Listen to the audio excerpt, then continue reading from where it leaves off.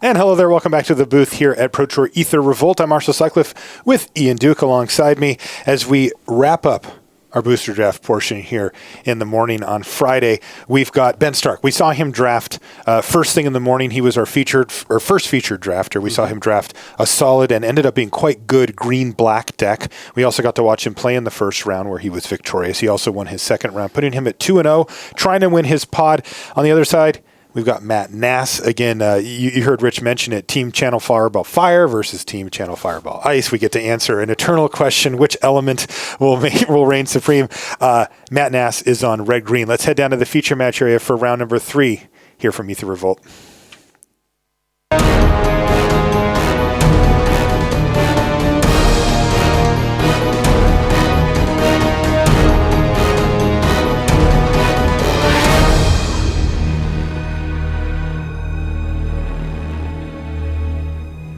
Hello and welcome to coverage of Pro Tour Aether Revolt. We're in Dublin, Ireland. I'm Marshall Sutcliffe in the booth with Ian Duke, and we are ready for round 3 action. You got Ben Stark. Take a look at him, Team Channel Fireball Ice. He's got a green-black deck that looks pretty good. On the other side, a little hotter, Matt Nass, Team Channel Fireball Fire. And they're wearing those headsets because we're actually putting our audio from you and I, Ian, into the viewing area here, which is near the players. So they wear that so that they can't hear us talking, but they can hear each other through the microphones.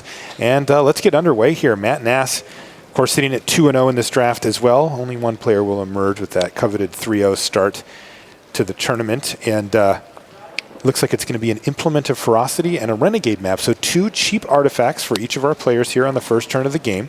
One of the downsides to Implement of Ferocity is that it does need a target, preferably on your side of the battlefield. And Matt Nass does not have the opportunity to sacrifice that to draw a card in case he needed to, say, hit a land drop or do something like that. The upside to it, of course, is that it leaves a +1/+1 counter behind and can have a permanent impact on the game even for such a cheap mana cost. An Aether Poisoner is going to start things off for Ben Stark.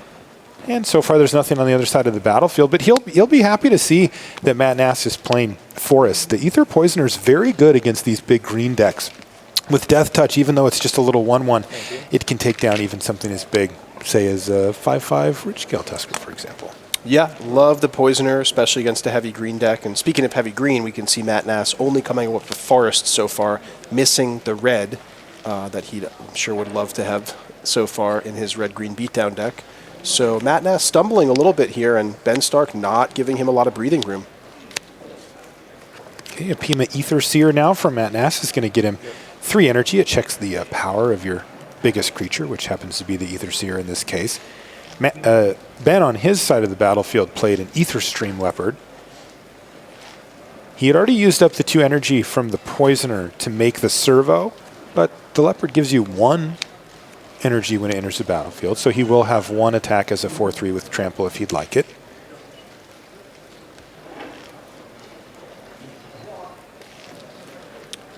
Ooh, but Stark is in an interesting scenario here because look at his hand. He's got a Scrounging Bandar, a Ridgescale Tusker, and a Prey Upon, and Reservoir Walker as well. So he does want to have as many creatures as he can when he plays that Tusker, but he's not going to, not offer these reasonable trades here. So he's going to go ahead and attack with the Leopard, use his energy to make it a +2/+0, so it's a 4/3 with Trample, and he's even offering the trade for the Poisoner. He says, hey, if you want to trade off your 4-drop for my 2-drop that already created advantage for me, have at you. As it turns out, Matt Nass does not block. He just takes all the damage, which lets Scrounging Bandar be the follow-up play for Ben. And if Ben can go Forest into his big uncommon bomb, I think that would probably put the nail in the coffin, given that Matt Nass has done so little this game.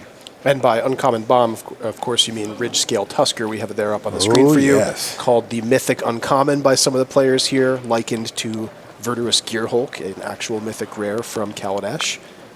Definitely one of the most powerful uncommon cards, one of the most powerful cards, period, in the draft format here with Aether Revolt. Matt is going to force the Scrounging Bandar to block using the ability from Pima Aether Seer and then attack, and Ben says, well, all right, we'll trade.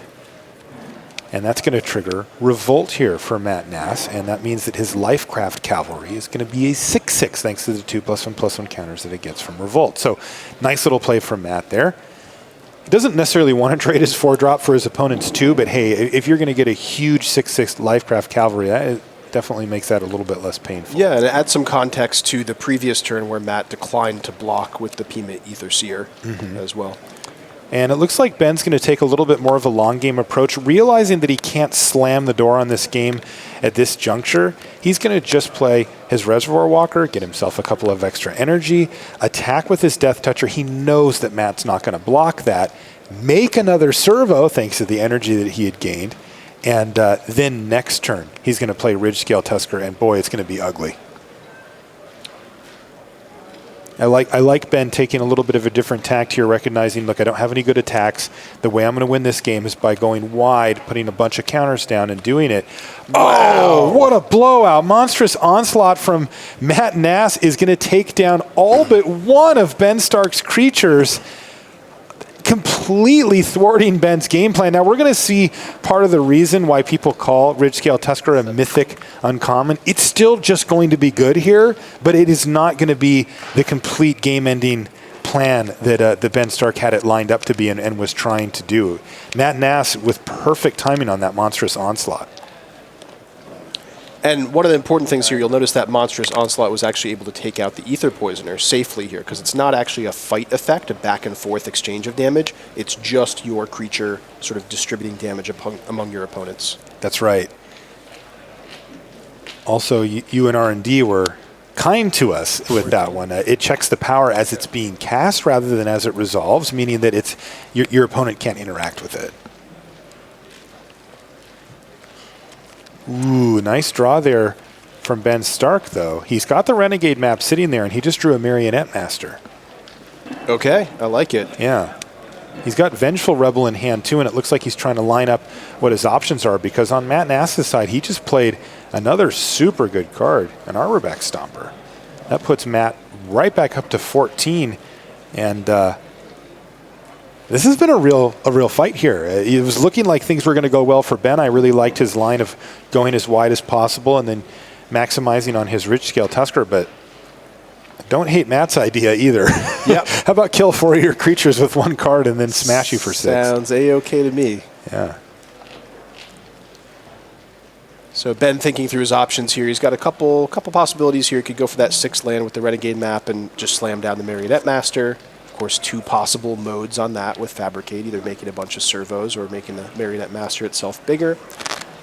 He has Prey Upon plus Vengeful Rebel, too. Yeah, that's his other option there, too, is he can use the Revolt off of the map to use Vengeful Rebel, shrink one of Matt Nass's creatures, and maybe fight it with the Prey Upon. So lots of options here. We'll see what Ben decides to go with. Yeah, I wouldn't be surprised to see him try to take care of that Lifecraft Cavalry while the shields are down here. You know, it is certainly to his advantage to take out that 6/6 while Matt Nass does not have any mana available. And yeah, he's going to take that second line that you described there. And of course, this also is going to let him attack profitably, where the worst case scenario is that the Stomper trades off for one of these creatures, which is what's going to happen, but he's still getting in for an additional 4, and he added 3 power to the board. So you got to like Ben Stark's line there. Look at how the board ended up after all of it. And even one potentially small advantage is that Implemented Ferocity is still kind of stranded over there for Matt Nass. He still hasn't had an opportunity to use it, though it looks like he may find it here with an Outland Boar.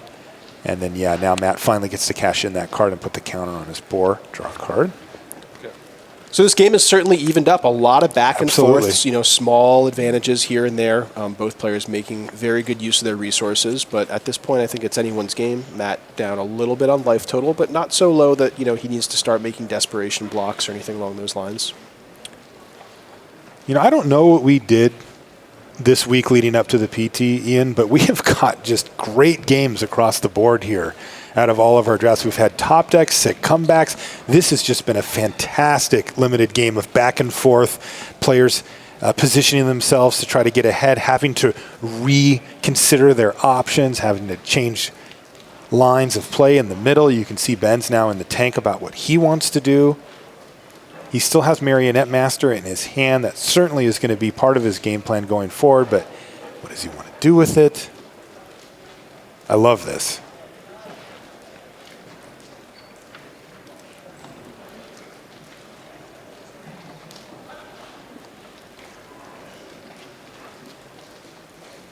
One of the things that Ben's going to have to consider here as well is the fact that Matt has 4 cards in hand and has missed a couple of land drops here and there. So he's going to know. And it looks like what Ben's decided to do is play Marionette Master, fabricate all of the +1/+1 counters rather than make servos, and then attack with both creatures. This is an aggressive play here from Ben Stark. Yeah, I like this play a lot. So with the huge Marionette Master there, with the counters going on, it means every artifact that dies on Ben Stark's side of the table is going to represent a 4-point life loss for Matt Nass. And then Ben makes this big attack here with the 4/4 Reservoir Walker and the 3/2 Vengeful Rebel. Now, Matt can simply block the 3/2 Vengeful Rebel, but then he's taking 4 damage from that Reservoir Walker, knocking him down to 6, and then that makes the Marionette Master really scary here. Absolutely. And you know, one thing to not forget here about Marionette Master is that she's this big. 4/6 is no joke. Yeah.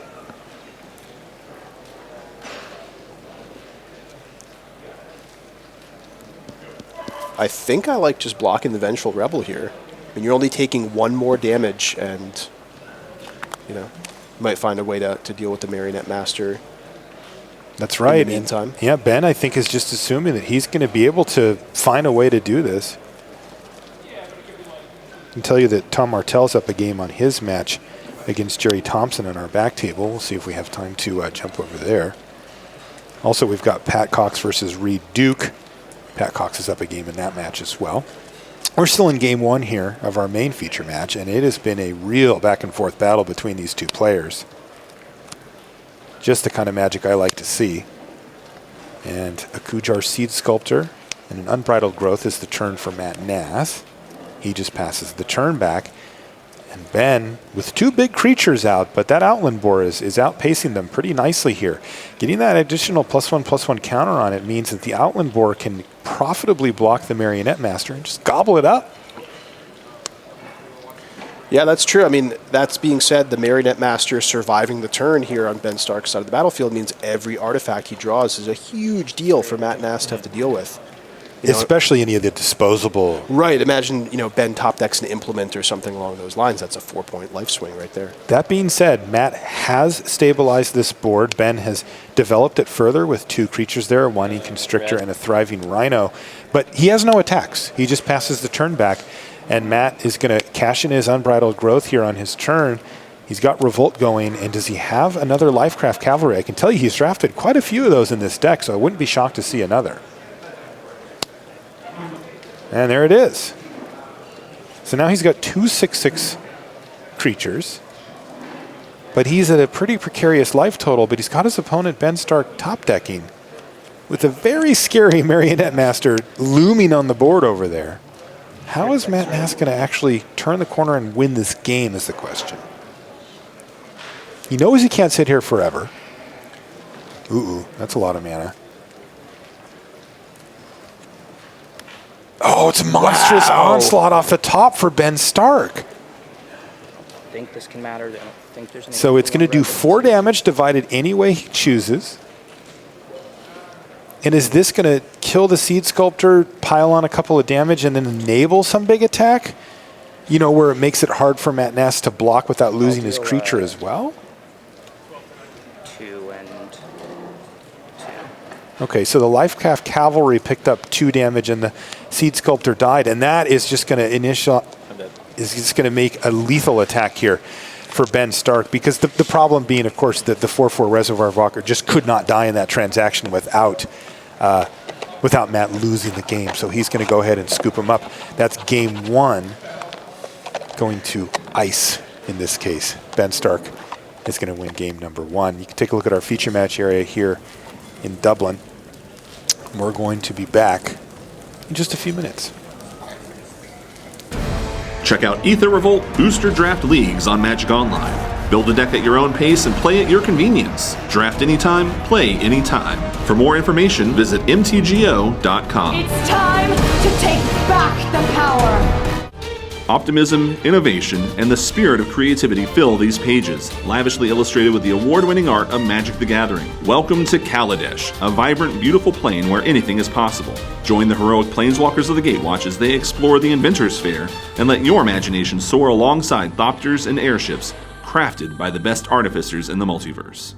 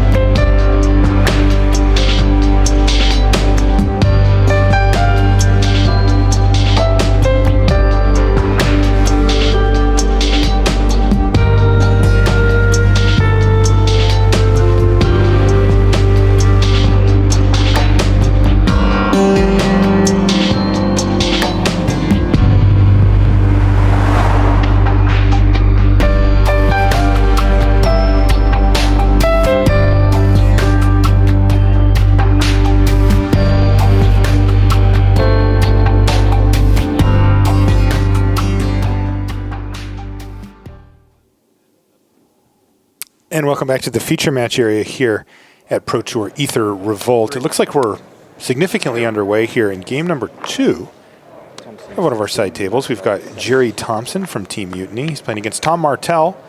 We saw him a little earlier in the day. He's on Team D3 Go. And what do we have here, Ian? Well, looks like a decent start here for Jerry. Playing a blue-red improvised deck from what I can see. On the other side of the table, we saw Tom's black-green deck. And it looks like he's got a Scrounging Bandar smashing in for 3.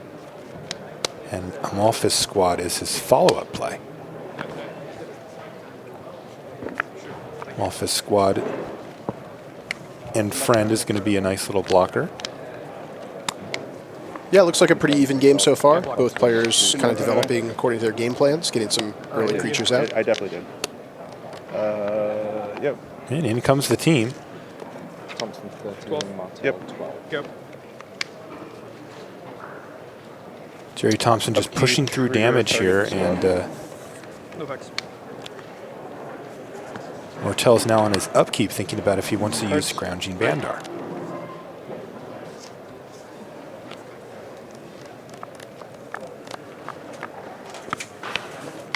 Gotta be thorough. I mean, there's a chance I might want to move there. I just want to give you the chance to shock it first. Maybe you'll show some fear. Show a little respect. For better or for worse, I'm not scared of much. No blocks. No blocks from Thompson, but he does have an effect before damage happens. Martell you saw him put his hands up. That's him saying, okay, I'm going to pass priority. We can go to damage now. But Thompson does have the option to act before that happens, and he does. He uses Leave in the Dust. to put Scrounging Bandar back in hand and reduce the amount of damage he's taking by a bit here as well.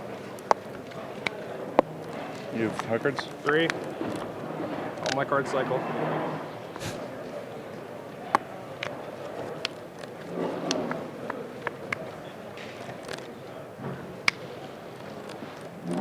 Jerry using the not often seen Renegade tactics last turn to push through that hit. And you can see that his blue-red deck really is designed to try to just get in for a few chunks of damage and kind of close out the game before Tom can get set up. But Tom has a lot of options. Ooh, is that a perilous predicament? Sure. Absolutely. Wow. A clean 2-for-1 for Tom Martell. It is an instant, but he decided to cast it on his turn just in case, you know, a card like Metallic Rebuke or something like that was in the deck for Jerry Thompson, who was tapped out of blue mana at the time. Go. And a reasonable turn there for Jerry. He ends up with a 3/3 Foundry Assembler. But Tom is slowly working his way up to one of his better cards in deck. He's got some really nice stuff going on. Let me take a quick look at his hand, and he's got some really nice stuff going. You can see he has an Aetherwind Basker, the big 7-drop in his hand. Oh, very interesting. Yeah. And that thing's a smasher. Would need a 3rd forest as a 7th land, though, right? That's right.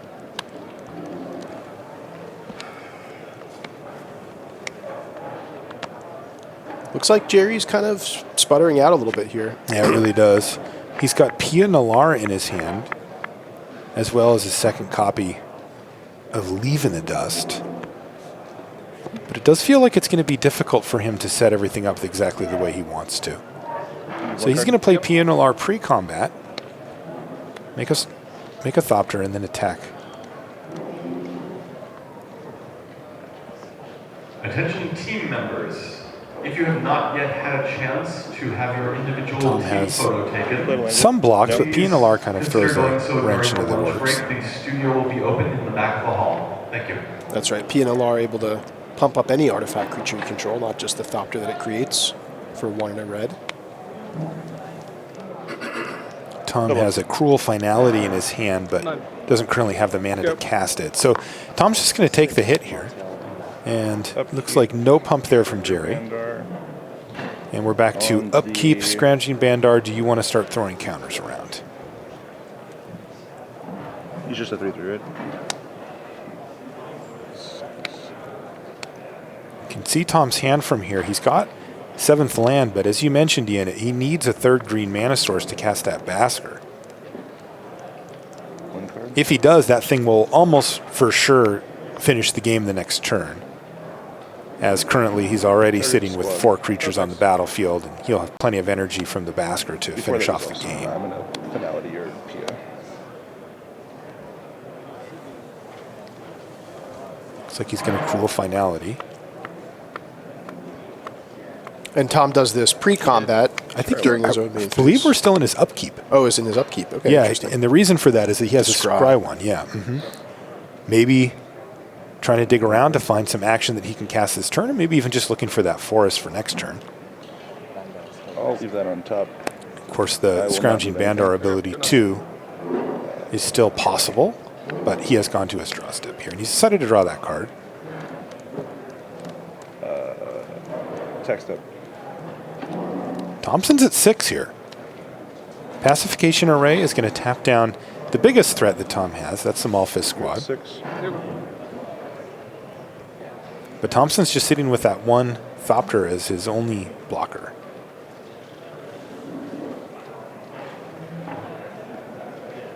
So Tom could attack for up to 5 damage here.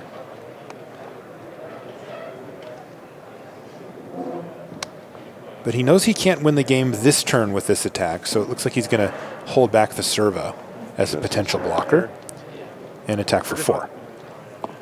Yeah, things getting close enough here in life totals that Tom needs to think about Jerry's potential attack back, which I think is why he left that Servo there as a blocker. Another Scrounging Bandar is the follow-up play for Martell. That's what he kept on top of his library. He said, yeah, good enough. And Tom's going to play his land and pass. He still has the Basker in hand, which he can't cast, but he may not need it this game. He's already up a game as well on Jerry, so Jerry's just going to have to pass the turn back, but things looking dire here for Jerry Thompson. With just 2 cards in hand, and he's pretty outclassed on board. Yes, the Pacification Array can tap down the Malphite squad. And Tom's going to actually move a counter onto the servo. He finds Prakata Club security. Whatever, it's another lethal threat. You know, he'll take as many, just sort of any creatures out of his deck as he can at this point. Just lands are bad for him. Yeah, I think we'll likely see Tom sending in all of his creatures that have 2 or more power. That's right. And what's going to happen is he is going to lose one in the transaction. He's forcing Jerry to have something, but as we saw earlier, Jerry has Leave in the Dust in his hand, so he can survive this. He's going to kill the servo with the counter on it. That's going to happen. And that means that he is going to survive this turn. Unfortunately for Jerry, he did have to chump block 1 creature. Well, he did get to eat another.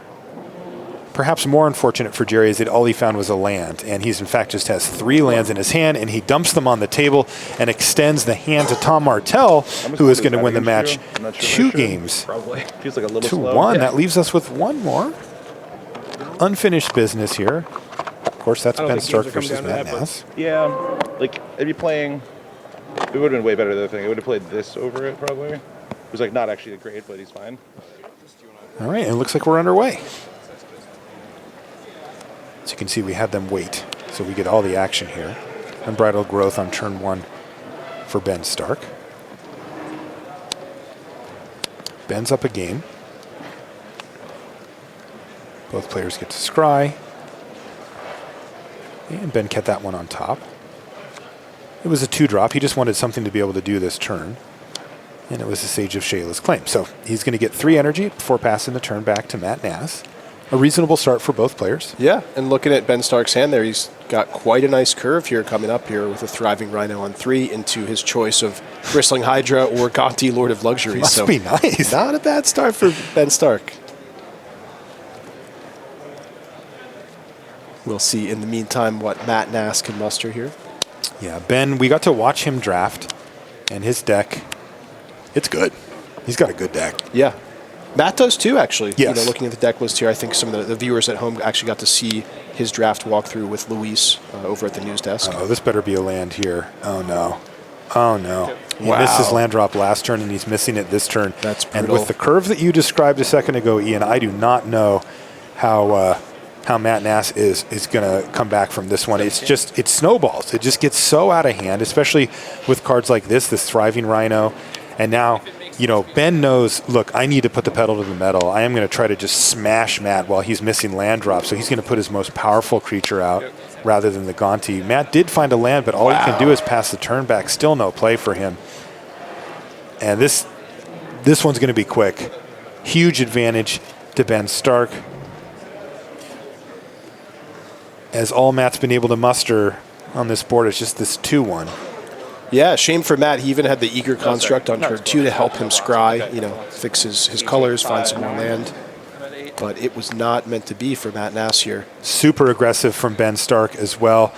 Beautiful play from him. He did use 3 energy on the Bristling Hydra just to put a counter on it because he knew he was going to play the Aether Herder and have the 3 energy to protect it. Remember, it gets hexproof as well, even if Matt had a red, you know, a mountain into like a burn spell of some sort. So I love this play from Ben Stark. He is applying absolutely maximum pressure to Matt Nass and basically shutting the door on this game. Highspire Infusion in hand as well for Ben Stark is going to be nice. He may have even brought that in out of the board, knowing that he's playing against an opponent whose removal was heavily based on either fighting or burn spells, both of which Highspire Infusion is good against. I'm actually going to look. I'm curious to see if that was main deck or not. Yeah, he's got one in the main. There's an Aether Poisoner to up his energy count even further. He's going to use 2 of the energy here on the Thriving Rhino. He's not going to make a token, and that's going to do it. You heard Ben say, hey, sorry about the mana issues there. But Ben's deck looked beautiful there as he kind of just crushed to the final there. And it looks like ice defeats fire.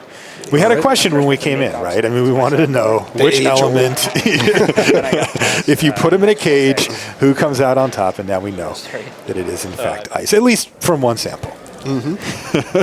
But great stuff down there. That is going to put a wrap on our draft coverage here, at least for the day. Of course, we'll be doing another draft in the morning. Welcome back to the booth here in Dublin. We're going to start gearing up for Standard, as we look forward. A lot of big question marks about Standard, and of course, we'll be getting you all prepared for that. But any thoughts coming out of the draft portion here, Ian? I mean, we got a chance to see multiple matches now. We got a chance to watch a few players draft. There was a lot of question marks coming in. Did you have any sense for what the players like here? Yeah, I think the takeaways are it's definitely an aggressive format. You definitely want to be curving out. We saw Ben Stark during the draft really prioritizing 2 drops and 3 drops, having that nice curve. And specifically, we saw him prioritizing that above some of the synergies, right? Some of the big payoffs for having Revolt, or other synergies in the set, +1/+1 counters, and really just sticking to nuts and bolts magic. And I think we saw that play out in a lot of the games, where it was just the games where one player got off to a quick start with 2 drop and a 3 drop and so on, and the other player stumbled a little bit, what you'd expect would happen. They sort of just got run over a little bit. That said, we did see a number of really close games and really, really nice comebacks. The Brad Nelson game stands out in my mind there, where he's actually got down to 1 life and then was able to just, turn things back. And he had that release the Gremlins. That was absurd. To really come back, got a 4-for-1, took out 2 huge artifacts, including a Consulate Dreadnought, made a couple goblins there, stabilized the board, and then importantly, he transitioned that stabilization into aggression really, really quickly and was able to close out the game before his opponent, Joel Larson, was able to get that last point of damage off. Yeah, and I think that is really the lesson to be learned. I mean, I know a lot of you at home, when you watch the Pro Tour, hey, it's entertaining, right? It's just great to watch the best players play, but there's more to it than that, because, if you sit at home and watch a football game, you're not looking at how the quarterback throws so that this weekend you can incorporate that into your game plan, because, we're not, it's hard to play football on the weekend, but you know what? You can play a lot of Magic on a weekend, and it's a really good opportunity to look at that. That's the extra level. It wasn't just surviving at 1 life that Brad did. That was impressive. That was very good. But at 1 life, he knew that he was in a very precarious situation against a deck that plays red. There's Welder Automaton, there's Shock, there's the Implement. There's a lot of things that just go, whoop, you're dead. And he knew that he needed to take on a little bit of risk and really start to shut the door on his opponent as quickly as possible to minimize the chance that he could draw one of those spells that could kill him. And that's where, that's the takeaway, right? Like if you're sitting there at home and you're going, how can I improve my game? How I can do it? Well, having and playing Release the Gremlins, we can all do that, right? But knowing when to turn that corner and start bashing, that's where the expert level play comes in, and that's totally what you can gain from it. So we've got a lot more to learn and a lot more to watch here at the PT. But first, we'll be back after these messages.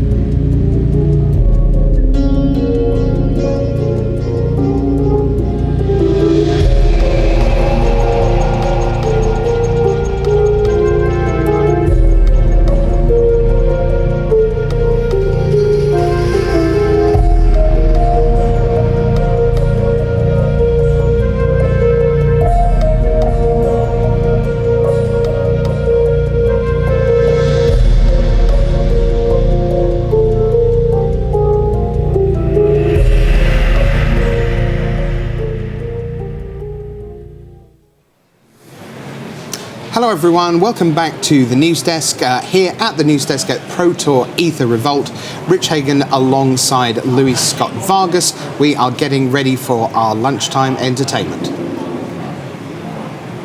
Hello everyone, welcome back to the news desk. Rich Hagan and Luis Scott Vargas here. Down on the floor, there's 12 minutes left in the round, which means we've still got some action to bring you from this final round of draft. We'll have our reflections on the morning in just a little bit, and an action-packed lunch break coming up with all sorts of great stuff, including Nate Holt and Sean Kornhauser, the people who bring you Walking the Plains. It's Enter the Battlefield this time around. They're going to Madison during the lunch break, so you won't want to miss that. But meanwhile, down on the floor, our own Brian David Marshall. Great matches still happening. BDM, what can you see? Thanks, Rich. We're back with some more Hush casting here from the floor. I can tell you we're going to watch Josh Utter-Leyton from Team Channel Fireball Fire versus John Stern from Mastrop East. This is just starting Game 3 here as we pick up the action. And it turns out you've got quite a good player in the background there with Owen Turtonwoud of Puzzle Quest. Got an Ether Poisoner from Josh Utter-Leyton attacking. Yeah, perhaps more importantly, BDM, we've got a Lifecrafter's Bestiary down for John Stern. The most bestiary. That looks like Augmented Automaton. Luis, what do you think of the 1-1 that pumps? It pumps for a lot of cost. Augmented Automaton has been quite good just because of how well it enables improvise, and then in the late game it becomes a real card. Right, because once you get to 6 mana, that's a 4/4. Guys, it's 20 for Josh, playing against John at 19 here. In comes the team into an empty board.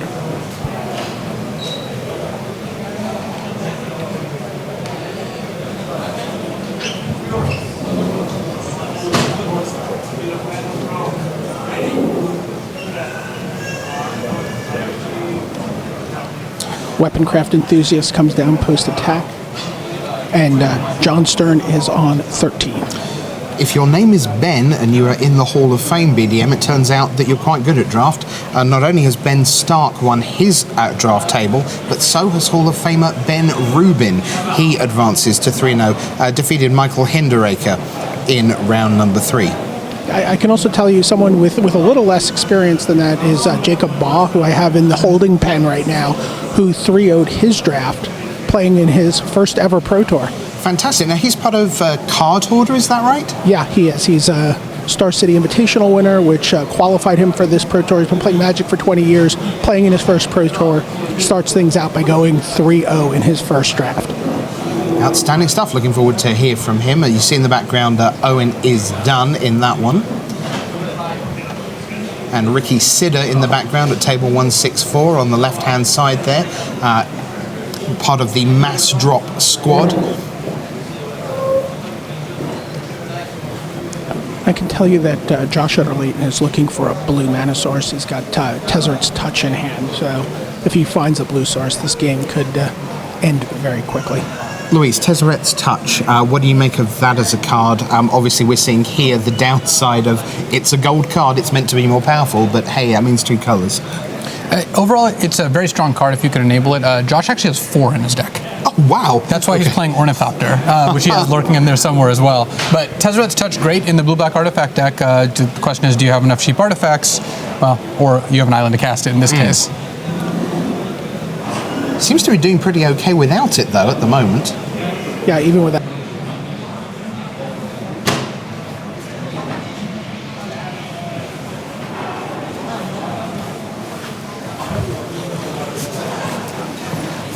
Welcome back. Oh, there we go. Looks like we lost you for a moment there, BDM. Perhaps it was John Stern lost in thought. Yeah, Walking Ballista is very powerful. It can even disrupt the audio. Luis, I want to ask you, Josh Utter-Leyton, if time stopped now with 5 Pro Tour top 8s, that looks like a first ballot Hall of Famer to me. But how important is it to Josh personally to get into the Hall of Fame whilst playing great Magic and not merely saying, I used to play great Magic? Josh would still like to, compete at the highest level this year. I know he took testing for this Pro Tour very seriously.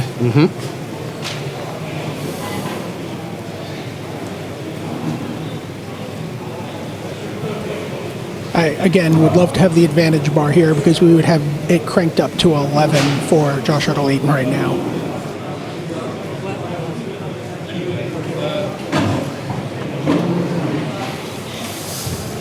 Hi there, as you can tell, we're struggling a little bit down on the floor, doing the best we can to get you what's happening with Josh Utter-Leyton and John Stern. Here we are. Maybe it's better from that side.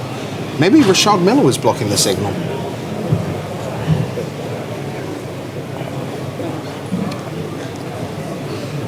All right.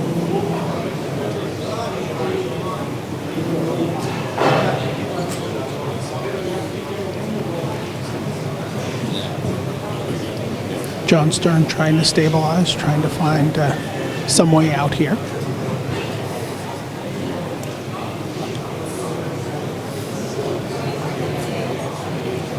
Here's a terrific result for you, BDM.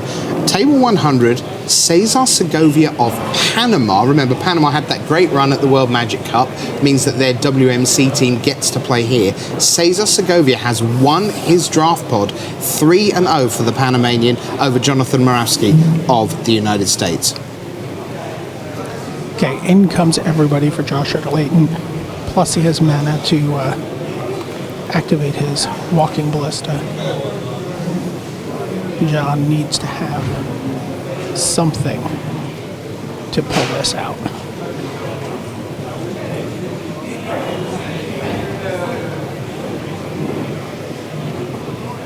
Self-assembler blocks the ballista.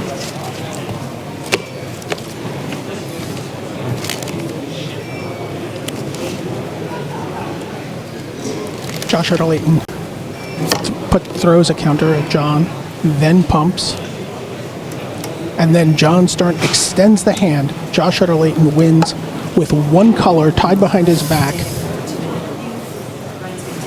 2-1 over John Stern. So I can tell you, we have Jacob Baugh waiting over in the holding area up on stage, playing in his first Pro Tour, as I mentioned. This is someone who won the Star City Invitational, and you know, the knock on these guys, or the credit for these guys, is that they're amazing standard players. Jacob Baugh, come on over here. Put down your phone, come on over here and have a talk. You know, the standard, we know. Yeah. We know you know how to do this, but limited, you're not supposed to come to your first Pro Tour and just crush your draft pod. Tell us about how this first draft went for you. So I started out picking Hungry Flames. I think it's a very good card, premium removal spell. And red would just seemed super open in my pack, so I just stayed with that. Passed a few good black cards, but ended up actually going into black anyways. And then I really thought my opponent was probably still in black and still decided to go to it since I saw so many poisoners. So it was kind of weird to move into black when I think my person to my left was in black. And I was right. In pack 2, I had to switch colors, ended up going white. Still favoring red by a lot, but it really worked out for me. In pack 3, I picked up 2 gold red cards, a Dapala and a Veteran Motorist for me, and it turned out like a very good, aggressive, slanted red-white deck, so really good. Yeah. We see you play Standard almost every weekend. How often do you get to draft when you're not slinging Standard cards? I do a lot of drafts in my local store. It's like one of the things, like, I don't normally play Constructed, but I do a lot of drafts, and I think my local store is like fairly above average for like limited players, I would say, for sure. We get a really good drafts going, do as many as we can a lot of times, and I do a lot of Magic Online drafts. Did a lot before this, and I was pretty happy being in red-white as well. So yeah, I thought I could sense some good limited vibes coming when I saw that you had your special limited land, your special draft lands ready in your box, right? Yep. Yeah, I always play with. I bring 20 of each land to just play with my own. Japanese 4th edition, so it was my pick. So, so now the big thing on the Pro Tour here is the team series. You're already familiar with this form of team competition through the Star City Opens with Team Card Hoarder. You guys have fielded a team for this Pro Tour. How is it going so far? I mean, obviously you're contributing a big 3-0 here. How's the rest of the team doing? I believe we do have an 0-3 in Tinjum, but it counters out me. Everyone else went 2-1 except with the exception of, I think we have 1-1-2. So, but other than that, so 3 2-1s, 1-2, and a 3-0 and an 0-3. So. Did you have a mark that you guys set for yourselves? You're like, if we could go into standard here, we feel really good. Yeah. I think we definitely exceeded our mark. So we would have liked to change them to 1-2, but 3-2-1s are better. So our 4-2-1s are better is a win for us, I would say. Okay, so now our attention turns to standard. Do you think we're going to see a lot of new technology, iterations on old technology? What do you think this? What are you expecting to see in this field? Without giving away what you're playing, but what are you expecting? A lot of the combo and a lot of green-black is mostly what we're expecting. But so I don't know if there was something we missed, but it didn't seem like there was anything like too off the wall that's breaking the meta that developed in the Star City game circuit. There's a few things we think could be good enough, but we weren't like wise enough to pull the trigger on them. But it's pretty much the standard what we've seen before. So. Okay, I'm going to let you go get lunch. Okay. 3-0 though in limited. Great job here. Now you've got to deliver in standard. I mean, you've been doing that, but let's see you guys keep it going. For Jacob Bothus, Brian David Marshall sending it back up to the desk.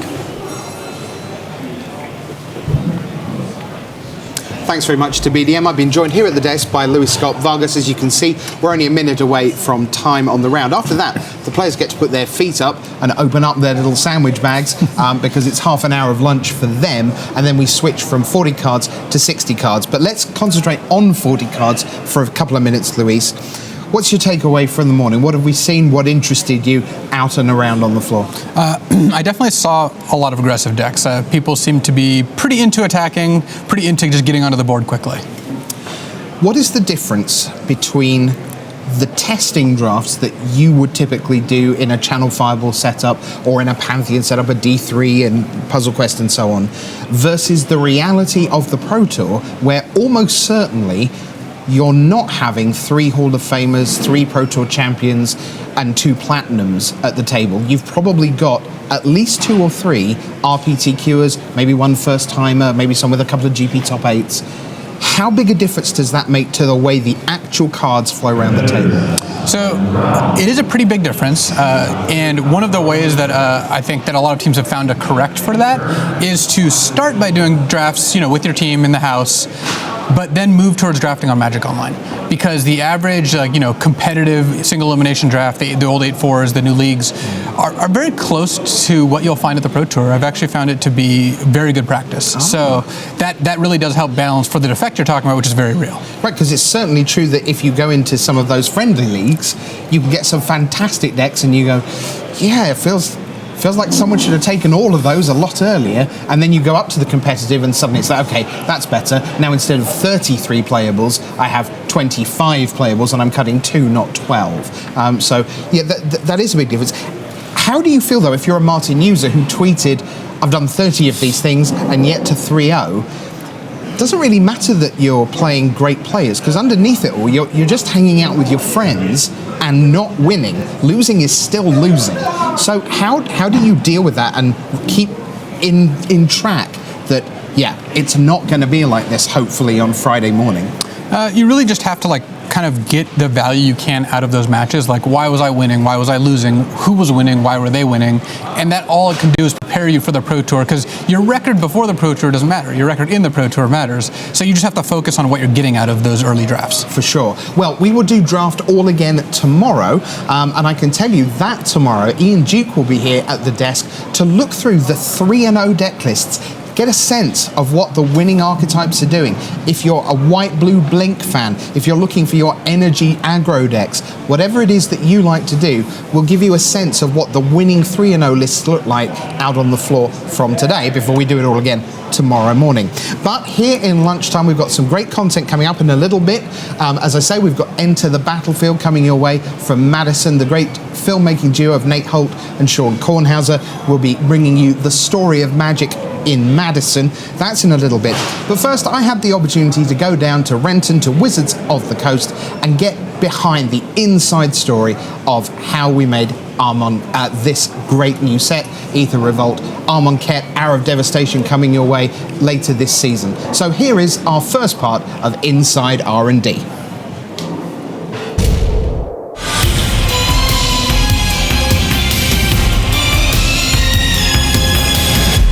Okay, so normally when we come to a magic world, like something's happening. Like monsters are trying to eat it, or it's melting, or something's going to explode, or it's Armageddon of some kind. Something bad is going to happen. And we did something a little different this time. We went to Kaladesh, like, take a breath. Like, it's nice, it's peaceful. No one's trying to eat it, you know? But it's a magic world, and obviously in a magic world, something's going to happen. Kaladesh, an expressive, optimistic world of inventors and invention, has, through the influence of Tezzeret, suddenly been placed under martial law. The consulate has issued a crackdown, and freedoms are impinged, inventions are confiscated, and this does not sit well with the populace. A small band of rebels, of renegades, who had previously been causing some minor disruptions, now become the primary focus. They become freedom fighters. They become the cause of the people. They want their inventions back. They want the freedom to invent. They want access to ether, the energy that powers, that fuels their inventions. They must stage a revolt, an ether revolt, to gain their freedom back. So our first story spotlight is Consulate Crackdown, and we take some time after we saw our planeswalkers in the arena in the Kaladesh set, and Tezzeret has now installed himself as Grand Consul of all of the Consulate, and he has used his power to take all of the inventions that were in the fair to limit the ether supply for everybody. He's installed this ether quota, rerouted it to where he's hanging out up in an inspiring aquarium, and so people can no longer power their inventions, they can no longer use their daily life, things that they're used to. All of these things have been taken from them. He's installed a curfew. It's pretty bleak for the citizens of Kaladesh. Consulate Crackdown worked really well as a marriage between a story moment, all of the inventions being taken away, and a card we just really wanted to make for the block anyway. We knew that as we were introducing this second set full of artifacts, we were going to want to put some safety measures in place for players. If things really got out of control, a powerful card you could have in your sideboard to fight against that stuff. So this is exactly the type of card, exiling all artifacts, even if it's just temporary, that we wanted to make in this set, and that the story moment, the request we were getting from creative, sort of led us to making anyway. Pia is known as Renegade Prime. She's been the face of Renegades even before there was this full-on revolution, and this is her moment to shine, essentially, that everything she believed about the consulate has come true. And if you look at, here's another interesting note, is that Pia's revolution is actually supposed to go side by side with Chandra's revolution, that mother and daughter are fighting back to back. Chandra is all about blowing things up. So we went to her homeworld, and it was this peaceful place, this celebration of this and that, and Chandra didn't get to blow anything up. And it's okay, well, at least on the second set, can we let Chandra blow something up? And well, of course, let's have a revolution. So finally Chandra gets to do what Chandra gets to do, blow things up, but at home. With a card like Consulate Crackdown that's there as a safety valve, we also wanted to introduce some things that gave you a little bit more resilience for the deck that you're trying to put together. So now that we have all these additional artifacts, if you have a combo, but it's really fragile and you are worried about it getting broken up, this is a card you can add to your deck to get a little bit more resilience on those cards. And then also it functions in an artifact aggro deck, where you can play this if your opponent's just got a ton of removal spells, and regardless of whether they kill your creature, now they have to choose to take more damage, which they might not be able to afford to do, or give you the card back. So Pia's Revolution is a card I love because it lets you continuously sacrifice the same artifacts over and over again, every time putting your opponent in a bind of, oh, do I want to take the 3 damage, or let my opponent keep on drawing cards off their Terrarium. Disallow is where we see Chandra's nemesis from her time on Kaladesh. This is Baral, who's been promoted to the Chief of Compliance, who is a mage like Chandra, which is an oddity on Kaladesh, somebody who could wield magic naturally. And his specialty is counter magic. and he's very good at at goading Chandra at this crucial time when the Renegades are at this moment of triumph. They've taken over the Aether Hub, but now it falls to Baral to take it back. And the way he does that is by provoking Chandra to do something reckless, which, if you know Chandra, is not very hard to do. So Disallow is a very versatile way of countering things. It shows Baral taunting Chandra, who has a history where he was almost going to execute her. And so the card lets you counter any spell activated ability or triggered ability, which is actually very good against some Eldrazi that came before in Shadows over Innistrad block. To try to capture Tezzeret, we made Battle at the Bridge. And one thing that's neat, whenever you do, convoke, improvise-like things, it's kind of neat to do X spells. You don't want to do them often because it can be a little confusing, but at a higher rarity, it's kind of fun. And so this card is kind of neat in that Tezzeret uses the artifacts around him, right? So the more artifacts there are, the more dangerous he is. And so this is like the flavor is just dripping off the card. It's like, oh, the more artifacts you have, basically the more damage you can do. You get to be Tezzeret.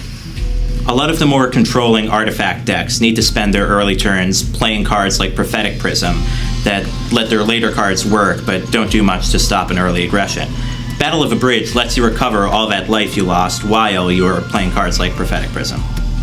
Yeah, I love cards, and when I was a tournament player, I would keep track of how many zombies I could make with a bridge from below, or how big, I could get. Things that you don't necessarily need, but that are nice to have. Battle of the Bridge actually lets you have a leaderboard. I gained 20 life. I gained 34 life. So it actually does scale in a meaningful way, but not something you'll do too often, which is really cool. So the card Dark Intimations points to kind of involvement from one of Magic's villains who we've seen working behind the scenes for some time. This is Nicol Bolas. This is the ancient, the powerful dragon planeswalker. Bolas is the schemer. Bolas is the one who is kind of setting all sorts of plans into motion. And Tezzeret is just one of the kind of cogs in a greater scheme. We were looking back to what we could do to give Bolas sort of a signature kind of spell, and Cruel Ultimatum was the standout card, so we sort of made a miniature version of that in Dark Intimations. Wait, a blue, black, red card that talks about Nicol Bolas? Could he be behind this? Could the masterpiece, the puppet master, be behind this all? People have been bugging me for a long time to get Bolas back. Like, when are you bringing Bolas back? So finally, hopefully this card will say to people, hey guys, he might be coming back. So Kaladesh was one of my very favorite worlds, the optimism, the brightness, but now it is time to turn that world on its head. Everything is going up in the air. We're gonna see a revolt on the most beautiful world with the most genius people, and it's gonna be crazy.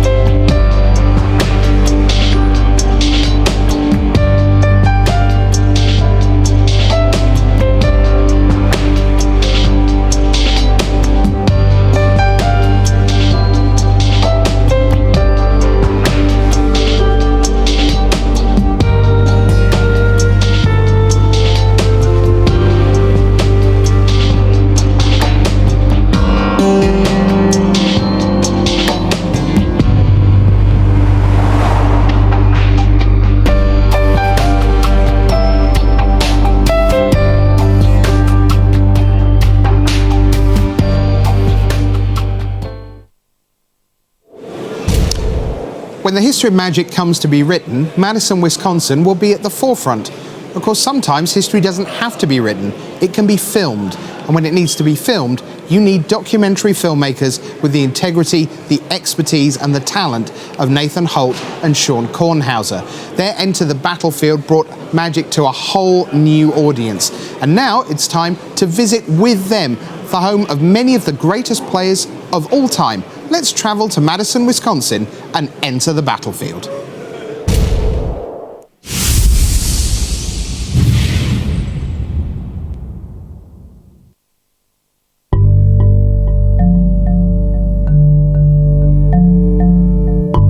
The Magic community in Madison's like nothing I've ever experienced in any of my travels anywhere. You're talking about a close-knit group of people where everyone in the area is always welcome. Madison has a very strong and healthy community of Magic players. It's been around for a long time. It's produced pretty decent results, at some points great results. There's a university here that draws a bunch of people in, and then there's a software company that draws a bunch of people in. So we're constantly getting new folks over and over and over. In the Great White North, just west of Milwaukee, wedged between Lake Mendota and Lake Monona, lies the state capital of Wisconsin. Among its residents are some extraordinarily talented gamers. When it comes to producing pro-level Magic the Gathering players, Madison may be, per capita, the most successful town in the world.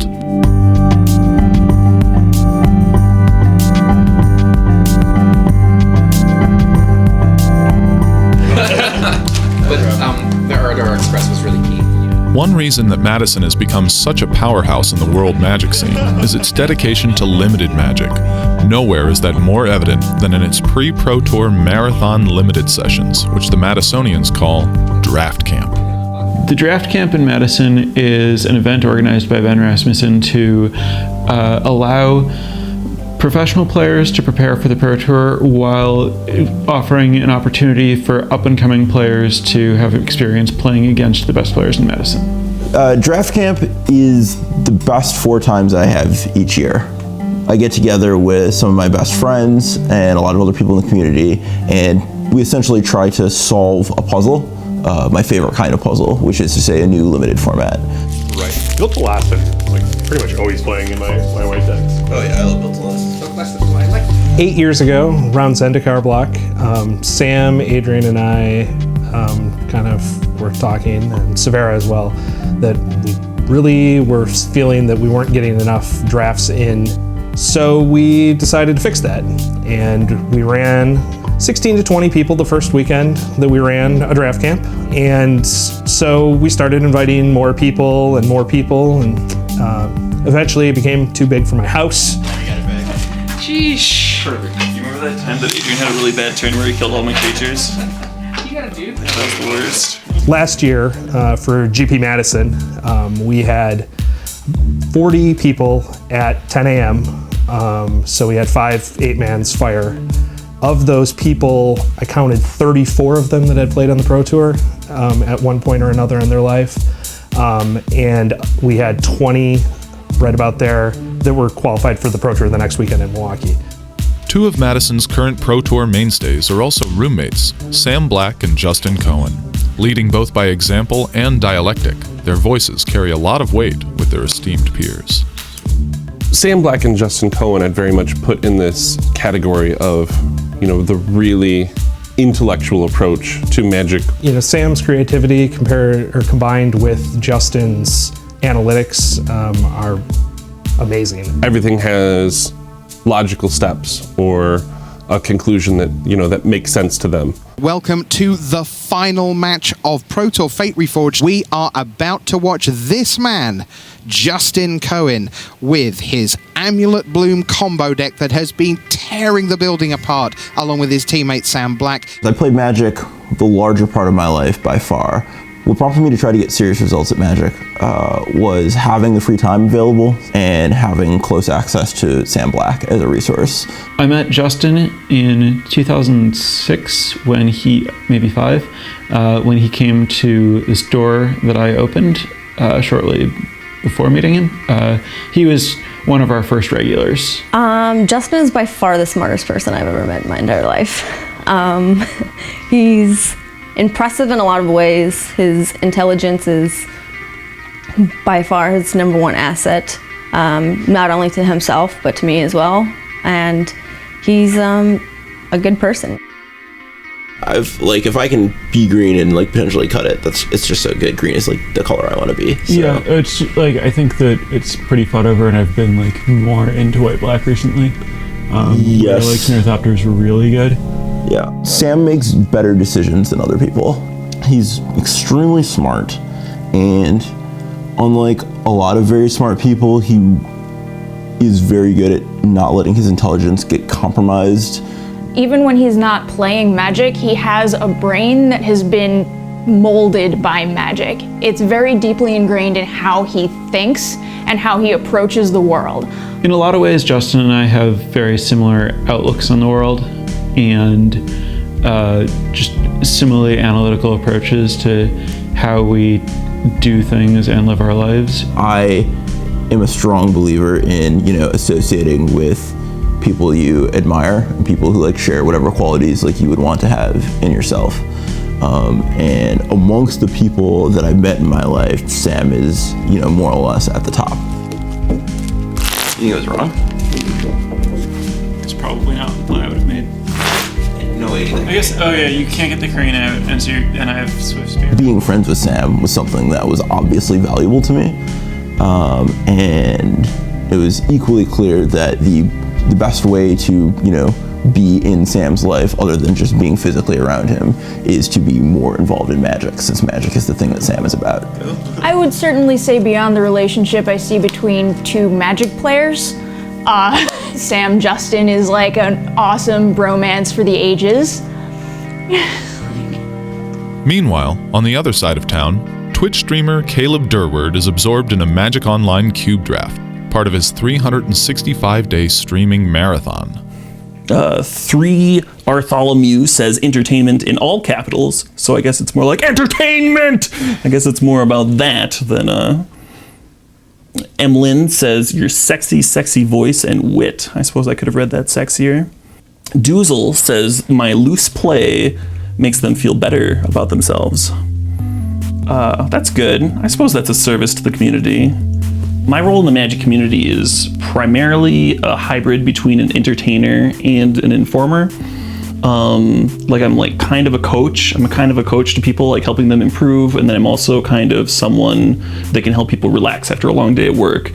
To be a good streamer, you probably need some aspect of 2 things. You need to be informative and you need to be entertaining. On stream, being entertaining, a lot of that is saying whatever's on my mind. Reducing the filter to about as low as possible. So if I have some element of spontaneity and realness, then the audience will connect with that, even if it's a little strange. Tulio Zoo says, "What's up with the camera guy?" I don't think there's a camera guy here. I'm pretty sure I would notice if someone was filming me. That would be a thing that I would be aware of. There's a strange man behind you. No, there's most definitely not a strange man behind me. Streaming is a ton of fun. It's a lot of fun, but it's also a lot of effort, and to do it for long periods of time, and every day, it is a grind. Sometimes you go on a losing streak. Everybody goes on losing streaks, right? And you can't just stop. That used to be my method for if I had a losing streak, was just stop, play a different game. And I can't do that when it's my job to stream for 8 hours. I've just got to be all right, well, we're still positive and we're going to keep playing. We're losing, but that's cool. Justin, you are 6. Lem's is right after me. Perfect. Limited has always been the specialty in Magic players in Madison. I've never seen a community before that you can get a group of 24 people together to do 3 full drafts, and all of them have a tremendous amount of limited experience. I would say that all 3 of those draft pods could be on par with any draft pod you're going to hit at the Pro Tour. I think it speaks of volumes that people are willing to fly in to do this thing. And it's been emulated now. You know, I know NorCal does one, Philly does one, I think Washington, D.C. area does one as well now. And it's just because it's such good practice to get in and and plus, set's brand new. It's the best fun time to get together. You get everybody going, order a bunch of pizzas or Chipotle, whatever.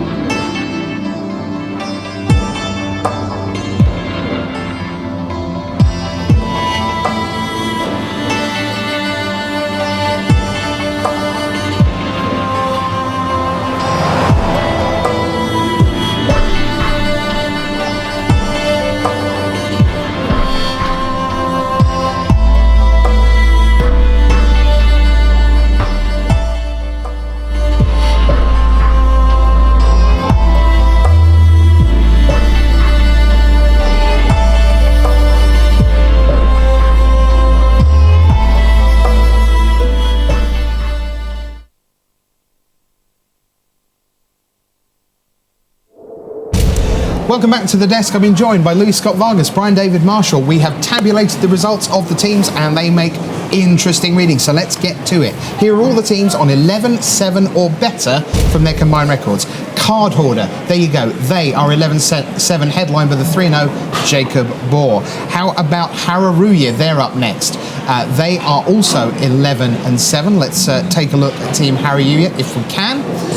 For you, because they ended a combined 11-7. That's the team of 3 Japanese All-Stars. You've got Tomohiro Saito, Shuhei Nakamura in that team.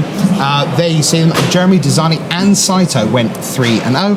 And then Team Opportunity, they went 11-7 as a result, Luis, of a whole bunch of 2-1s. Yeah, you notice there, Gabriel Nassif finished 2-1, which is well above his normal draft performance. He's always laments how he does great in constructed and doesn't pick it up in draft, but he had a really good deck this time. His advantage bar to win this tournament just went up significantly. All right, so what about the 12-6s? There were 4 of them. D3 Go. There they are, 2 3-0s, Martell and Rubin. Lingering Souls. Let's take a look at them. Led by Shaheen Surani, a terrific constructed player. He's positioned himself very nicely. Magic Corsairs Crew are 12-6, almost all French apart from the Czech player Martin Rajtek. And then we have Puzzle Quest, one of the big pre-tournament favourites, 2 3-0s, the greatest of all time, Finkel, and Andrew Cuneo 3-0. BDM, what stands out to you there? Well, you know, I mean, John Finkel getting off to his tournament to a 3-0 start is always exciting. Andrew Cuneo, I think, you know, is probably the despite his incredible accomplishments, the least accomplished player on that team. And for him to start out 3-0, that puts them in great shape. You know Owen's going to turn it around once they get to Constructed. 13-5. 3 teams made it all the way to their stellar records. Here's one of them, Channel Fireball Ice. There we are. 3-0, just one of them. It's Ben Stark, but everyone 2-1 or better. What about MTG Mint Card? They went 13-5, 2-3-0. Sajgalik representing Canada, Singapore's Kelvin Chu. A real team of all-stars. Everyone except Jason Chung with a positive record. And then Team Masashi went 13-5 as well. And you see down there everyone with a winning record. And finally, one team at 14-4. It is MTG Bent Card. BDM, look at that. Wow. Half of them 3-0. Yeah, Javier Dominguez, also someone who just coming off winning a limited Grand Prix. He won the Team Grand Prix before the last Pro Tour. Continuing to do well. He's one of the sort of scattered remains of the bigger Dex army joining up with MTG Bent Card. All right, great stuff. So that's the story of teams. But right now we're going to mark your card for standard in the company of this man, Louis Scott Vargas. Name artifacts.